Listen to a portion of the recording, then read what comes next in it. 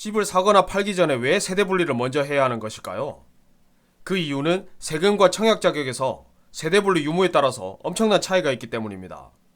가장 먼저 생각해 볼 수 있는 것은 바로 취득세와 양도세인데요. 취득세와 양도세는 현행법상 주택수에 따라서 일정 비율을 중과세하는데, 문제는 주택수를 따질 때 인별로 따지는 것이 아니라 세대별로 합산을 한다는 것입니다. 예를 들어서 조정지역에서 만 55세 아버지가 주택 한 채, 그리고 딸이 주택 한 채씩 각각 보유하고 있는데, 세대 분리가 되어 있지 않으면 두 주택 중 하나를 팔 때 2주택으로 간주돼서 20%를 중과세합니다. 그런데 팔기 전에 세대 분리가 되어 있다면 당장은 중과를 면하고 일반과세 대상이 되면 물론이고, 2년 보유 및 거주 조건을 충족하면 두 주택 모두 양도세 비과세 혜택까지 받을 수 있습니다. 세대 분리를 했느냐의 차이뿐인데, 어림잡아도 양도 차익에 따라서 무려 수천만 원의 세금을 절세할 수 있는 겁니다. 집을 살 때도 마찬가지입니다. 세대 분리가 안 돼 있다면 매매가가 2억 5천만 원만 보더라도 250만 원의 취득세만 내면 될 것을 무려 2천만 원 가까이 취득세를 내야 합니다. 청약 자격에도 문제가 생깁니다. 이 강의를 촬영하고 있는 2021년 11월 기준으로 서울 및 경기도 대부분 지역, 그리고 지방 대도시에서 청약 1순위 자격을 얻으려면 무주택 혹은 1주택 처분 조건으로 해당 지역 필수 거주기간과 세대주 자격을 충족해야 합니다. 그런데 앞의 경우처럼 만 55세의 아버지와 딸이 같은 세대를 이루고 있다면 아버지는 1주택 처분 조건으로 1순위 자격이 되지만 딸은 1순위 자격으로 아파트를 청약할 수 없습니다. 만약 이 상황에서 세대 분리가 되어 있다면 각각 세대주가 되어 아버지는 물론이고 딸도 1순위 청약 자격이 가능해집니다. 쉽게 말해서 그만큼 당첨 확률을 높일 수 있다는 뜻입니다. 그렇다면 세대 분리를 언제든 마음만 먹으면 누구나 할 수 있는 것일까요? 세대 분리는 하고 싶다고 해서 언제든지 누구나 할 수 있는 것은 아닙니다. 반드시 일정 조건을 충족해야 하고 그 시기가 적절했을 때 독립된 세대로서 권리를 누릴 수 있는데요. 그렇다면 세대 분리를 위해서 기본적으로 갖추어야 할 조건은 무엇일까요? 다음의 조건 중 한 가지 이상을 충족을 하고 제3의 공간으로 전입을 하면 됩니다. 첫 번째는 나이가 만 30세 이상이어야 합니다. 결혼 유무, 소득 상관없이 한국 나이로 31세의 생일이 지나는 시점부터 기존 세대원과 독립된 공간으로 전입을 하면 그 순간부터 독립된 세대로 인정이 됩니다. 두 번째는 혼인신고를 하면 됩니다. 나이가 어리거나 별도의 소득이 없어도 혼인신고를 하고 법적으로 부부가 된 사람은 독립된 공간으로 전입함과 동시에 역시 분리된 세대로 인정받을 수 있습니다. 마지막 세 번째는 중위소득 40% 이상의 소득이 있다면 세대분리가 가능합니다. 세대분리 시점 바로 직전 연도 평균 수입이 대략 90만원 이상이면서 세대분리 당월에도 수입이 있다면 나이가 어리고 혼인신고를 하지 않아도 독립된 공간으로 전입함으로써 역시 독립된 세대로 인정받을 수 있습니다. 세대분리에 필요한 기본 조건이 정리가 되시죠? 이제부터는 세대분리 기본 조건을 실전에 적용을 해보겠습니다. 제가 지난 2년 동안 700건이 넘는 세대분리 관련 상담을 받으면서 느낀 것이 있습니다.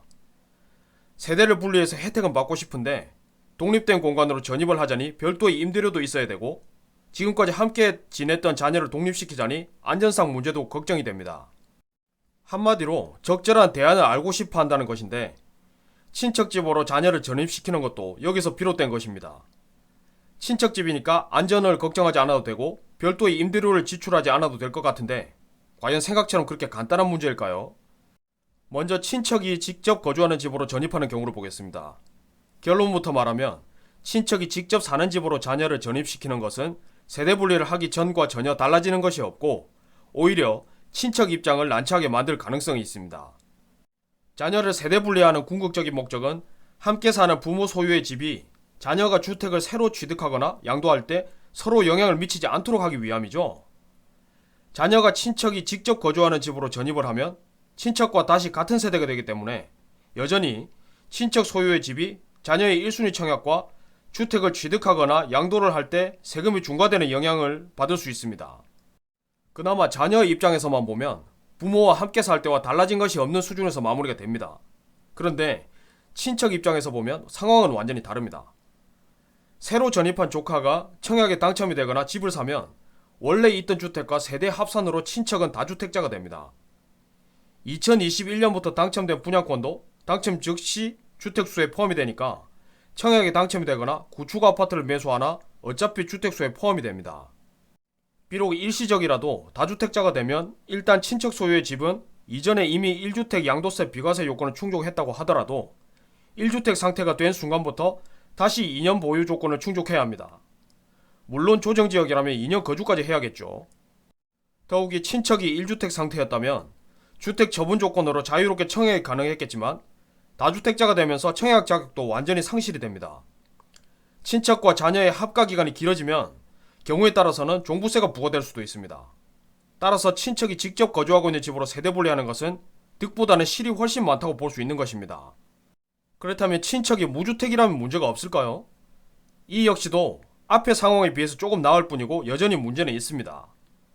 자녀가 무주택 상태의 친척집으로 전입해서 청약에 당첨이 되거나 구축 아파트를 사면 그 순간부터 무주택 상태였던 친척은 1주택 상태가 됩니다. 무주택과 1주택의 차이는 엄청난데요. 가장 큰 차이는 바로 청약 자격인데 2021년 7월부터 사전 청약을 받은 3기 신도시와 기타 신규 택지개발지구는 사전 청약 자격을 무주택자에게만 주고 있습니다. 그리고 훗날 사전 청약이 끝나고 본 청약에 돌입하더라도 국민주택에 대해서는 여전히 무주택자만 청약이 가능합니다. 후에 분양하는 민영주택도 상황은 크게 다르지 않습니다. 민영주택은 1주택자도 청약이 가능하지만 무주택자에게 기회를 줄 만큼 주고 남은 비율에 대해서 1주택자에게 기회를 줍니다. 한마디로 상당한 내 집 마련 기회를 박탈당하는 것을 의미하는 것이죠. 전입한 조카가 보유한 주택이 있으니까 구축 아파트를 매수하려 해도 해당 지역의 규제에 따라서 당장 취득세 중과를 걱정해야 할 수도 있습니다. 여러 상황을 봤을 때 이 역시도 세대분리 방법으로 추천할 만한 방법은 아닌 것입니다.